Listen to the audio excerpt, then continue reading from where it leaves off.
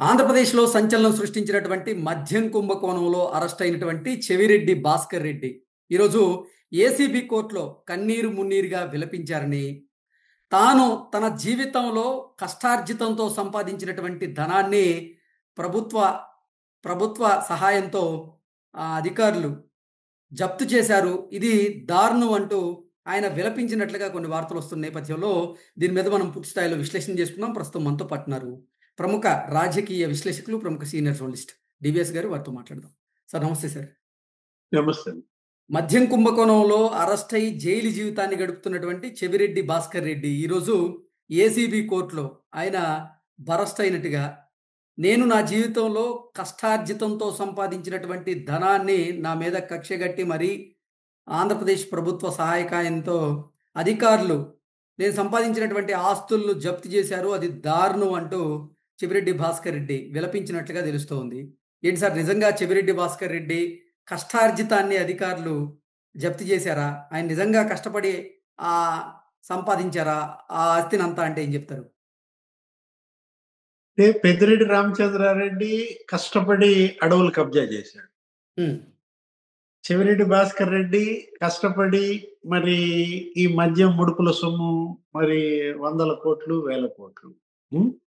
YV Subbareddy నెయ్యి కల్తీ చేసి కష్టపడి 250 కోట్లు మరి స్వామివారి సొమ్ము స్వాహ. భూమన కరుణాకర్ రెడ్డి మరి కష్టపడి హుండీలో సొమ్ము దొంగతనం చేసినాడు, ఆస్తులన్నీ రాల్చుకోవటం. మామూలు కష్టాల వీళ్ళు పడిన కష్టాలు ఎంత కష్టపడి కూడబెట్టారో. మరి ఆ కష్టం అంతా ఇప్పుడు జప్తు ఎలా చేస్తారని విలపిస్తున్నారా? అంటే ఇవాళ వీళ్ళు కన్నీళ్లు పెట్టుకుంటే జనం నవ్వుతున్నారు. ఓకే, 5 ఏళ్ళు జగన్మోహన్ రెడ్డి హయాంలో జనం కన్నీళ్లు పెట్టుకుంటే వీళ్ళు నవ్వుకున్నారు. అంటే రివర్స్ అయిందనమాట. ఒక రకంగా సినిమా రివర్స్. అంటే కర్మ బూమరాంగ్స్ అంటారు. ఇప్పుడు చెవిరెడ్డి కష్టం ఏంటి? చెవిరెడ్డి కష్టం ఏంటో తిరుచానూరు అర్చకుడి భార్యని అడిగితే చెప్పదు. ఓకే, ఆమె పేరు ఏదో ఉంది, రేణుకమ్మ. అరే 3 ఎకరాలు అక్కడ తిరుపతి శివార్లో తిరుచానూరు ఏంటి 3 ఎకరాలు వాళ్ళకేదో పూర్వీకుల నుంచి వచ్చిన ఆస్తి. ఆ టెంపుల్ ఆలయ ధర్మకర్తలు వాళ్ళు ఏంటి ఏదో దేవుడి సేవ చేసుకున్న వాళ్ళకి ఏదో కొద్దిగా భూమి ఉంటే ఆ 3 ఎకరాల మీద కన్నేసి వాళ్ళకి 3 లక్షలు ఇచ్చారంట. ఆ భూమి విలువ 30 కోట్లు. అంటే 30 కోట్ల విలువైన భూమి 3 లక్షలకు కొనడం ఎంత కష్టం చెప్పు. అసలు ఎంత కష్టపడితే మరి 3 లక్షలు ఇస్తారు? ఇప్పుడు ఇవాళ అతను నేను కష్టపడ్డానంటే చెప్తున్నాను అనమాట. చెవిరెడ్డి కష్టం ఏంటో ఇంకెవరిని అడగాలి? అరవిందో వాళ్ళని అడిగితే వాళ్ళు కూడా చెప్తారు. ఓకే, ఎవరు? ఆ శరత్ చంద్రారెడ్డి లేకపోతే రోహిత్ రెడ్డి ఆ బ్యాచ్ అడిగితే అబ్బో అసలు మామూలు కష్టం కాదు. అక్కడెక్కడ రేణుగుంట గూడూరు దగ్గర 300 ఎకరాలు. అతి తక్కువ ధరకి వారు 300 ఎకరాలు కొనడం, దాన్ని అరబిందో కంపెనీకి ఎక్కువగా అమ్మడం, అది కష్టమే కదా అంటారా? అయ్యో 3 రోజుల్లో రిజిస్ట్రేషన్ చేతులు మారింది. ఎమ్మటే ఇతనికి ఒక 13 కోట్లు ఏమి ఇచ్చారు. ఆ 13 కోట్లతో మళ్ళా తిరుపతిలో రియల్ ఎస్టేట్ భూములు కొన్నానని, అదే ఈ రేణుక వీళ్ళందరి దగ్గర. అంటే ఇతని కష్టం గురించి చెప్తుంటే రియల్ ఎస్టేట్ రంగంలో ఆయన నైపుణ్యాన్ని ప్రదర్శించారా సార్? అదే అతను అన్నది, కష్టపడి నేను రియల్ ఎస్టేట్ చేసి సంపాదించానంటున్నాడు. ఇతని కష్టం ఏంటో ఋషికొండని అడిగితే కూడా చెప్పదు. అసలు ఇంతవరకు విశాఖపట్నం చెవిరెడ్డి భాస్కర్ రెడ్డి 1000 కోట్ల గురించి అసలు ఇంతవరకు ఎవరు విచారణ చేయలేదు సార్. దాని మీద ఏమి కేసులు కూడా పెట్టినట్లేరు. ఇప్పుడు ఋషికొండ దాని గుండు కొట్టారు, మొత్తం తొలి చేశారు. ఏమైపోయింది అదంతా? ఆ రాయి, ఆ కంకర, ఆ చిప్స్, మొత్తం అక్కడ మట్టి అంతా అమ్మేసుకున్నది ఎవరు? ఆ కాంట్రాక్ట్ ఎవరిది? 1000 కోట్లు అంట కేవలం ఋషికొండ మీద. మరి ఇతని కష్టం 5 ఏళ్లలో 5,000 కోట్లు ఎలా సంపాదించగలిగారు? ఎంత కష్టపడితే సంపాదిస్తారు నువ్వు చెప్పు. మరి ఆ డబ్బు అంతా మరి మీరు ఎలా జప్తు చేస్తారు? ఈ జప్తు చేయడానికి ప్రభుత్వం ఎలా ఆమోదిస్తుంది? అది ఆయన అడుగుతున్న ప్రశ్న. ఇప్పుడు ఇవాళ చెవిరెడ్డి భాస్కర్ రెడ్డి అతను ఏదో కన్నీళ్లు పెట్టుకుని ఆ, మొన్న కూడా మనం చూసాం. అసలు మామూలు నటన కాదు. ఆ? ఉమ్, ఇప్పుడు అతను ఏమంటున్నాడు, నా కుటుంబాన్ని చిన్నాభిన్నం చేశారంటున్నారు. ఉం? ఉమ్, ఇప్పుడు చెవిరెడ్డి మోహిత్ రెడ్డి, చెవిరెడ్డి హర్షిత్ రెడ్డి ఎక్కడి నుంచి వచ్చాయి వీళ్ళకి కొలంబోలో వ్యాపారం? ఇప్పుడు కొలంబో వెళ్తుంటేనే కదా పట్టుకొచ్చింది. ఉం? ఉమ్. చెవిరెడ్డి కష్టం ఏంటో వెంకటేష్ నాయుడిని అడిగినా చెప్తాడు. ఓకే, ఆల్రెడీ చెప్పినట్టున్నారు. అతనే కదా లెక్కలేసింది. ఏది ఉమ్, డబ్బులు లెక్కలేసింది, జానా బెత్తే లెక్కలేసి, ఓ 5 కోట్లు అదటు చంద్రగిరి పంపండి, ఈ ఉమ్, 10 కోట్లు ఇది కనిగిరి పంపండి, ఒంగోలు పార్లమెంట్కి వాడండి. ఇప్పుడు చెవిరెడ్డి కష్టం ఏంటో ఇవాళ తుడా వాహనాలను అడిగితే అవి చెప్తాయి. ఓకే. ఆ, తుడా చైర్మన్ గా అరే 350 కోట్లు, ఆ? అసలు ఎక్కడి నుంచి ఏ విధంగా ఆ? అక్కడ భూములు అమ్మేసి తుడా భూములు ఆ 350 కోట్లు ఏం చేశారు? సిఎంఆర్ ఇన్ఫ్రా అని అడిగితే చెప్తారు. ఉమ్, ఏది కేవీఎస్ ఇన్ఫ్రా అని అడిగితే చెప్పుద్ది. చెవిరెడ్డి కష్టం ఏంటో KVS infra, CMR infra, CMR developers. అబ్బబ్బబ్బా. చెవిరెడ్డి మున్రెమ్మ, రోసిరెడ్డి ఎవరో ఉన్నారు తల్లి తండ్రి, వాళ్ళ పేరు మీద పెట్టినట్టున్నాడు ఈ కంపెనీలన్నీ కూడా. ఉం? ఉమ్. టాంజానియాలో స్టీల్ ప్లాంట్ పెట్టే అంత కష్టం చూసావా? ఎంత కష్టపడ్డాడో. Food processing unit. ఎక్కడది? జాంబియాలో. ఆ? ఉమ్, చెవిరెడ్డి కష్టం ఏంటో ఆ ప్రసేన్ ప్రకాష్ అడిగితే చెప్తాడయ్యా. ఓకే.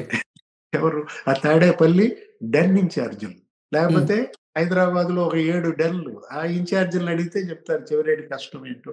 అబ్బో మామూలు కష్టపడలేదండి ఆయన, 5 ఏళ్ళు చెమటోడిచి సంపాదించాడు. ఆ? ఇప్పుడు ఇవాళ పెద్దిరెడ్డి రామచంద్రారెడ్డి అదే అంటాడు, ఉమ్, పెద్దిరెడ్డి మిథున్ రెడ్డి అదే అంటాడు. ఏమని? కష్టపడి సంపాదించాం మేమంతా. ఉం? ఉమ్. అడవులు కబ్జా చేయటం ఎంత కష్టం చెప్పు? అడవులు, మంగళంపేట అడవులు కష్టపడి కబ్జా చేస్తే పవన్ కళ్యాణ్ వెళ్ళి వీడియో తీస్తాడా? ఉమ్. ఆ? ఇవాళ పెద్దిరెడ్డి భాస్కర్ రెడ్డి నేను కష్టపడ్డాను అంటాడు, భూమన కరుణాకర్ రెడ్డి నా కష్టం అంటాడు. అసలు వైవి సుబ్బారెడ్డి కష్టం గురించి ఇక మనం మాట్లాడాల్సిన పని లేదు. ఓకే.